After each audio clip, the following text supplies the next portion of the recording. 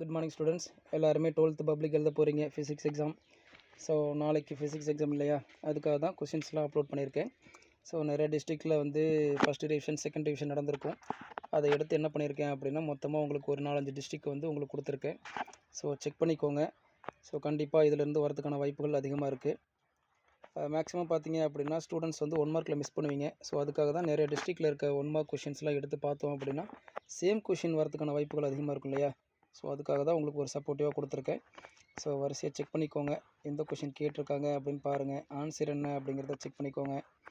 So அதே மாதிரி 2 mark கொஷின்ஸ்லாம் பாருங்கள், என்ன கொஷின் கேட்டிருக்காங்க, நமக்கு எல்லா கொஷினும் ஆன்சர் தெரியுதா இல்லையா அப்படிங்கிறத செக் பண்ணுங்கள். 3 மார்க் கொஷின்ஸ்.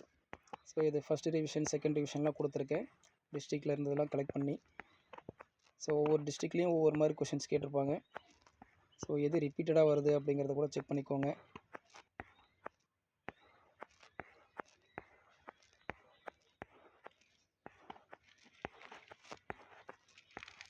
இந்த மாதிரி கொஷின் கலெக்ட் பண்ணி படிக்கிறது கண்டிப்பாக உங்களுக்கு ஹெல்ப்ஃபுல்லாக தான் இருக்கும்.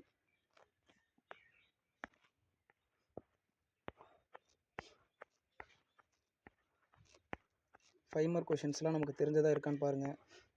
ஒவ்வொரு டிஸ்ட்ரிக் கொஷின் பேப்பர் வரும்போதும் அந்த 1 மார்க்லாம் பாருங்கள்.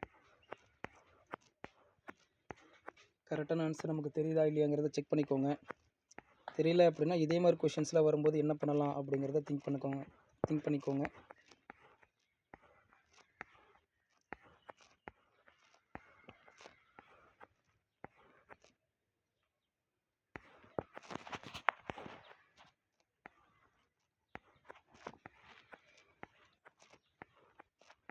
இதே மாதிரியே அடுத்த வீடியோலையும் இன்னொரு 5 செட் ஆஃப் கொஷின் பேப்பர் கொடுக்குறேன், அதையும் பாருங்கள்.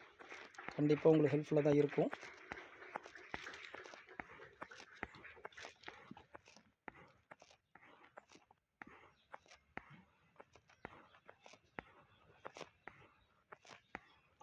கிட்டத்தட்ட 1 மார்க்லேயே ஒரு 70லேருந்து 75 பக்கம் வரும் உங்களுக்கு.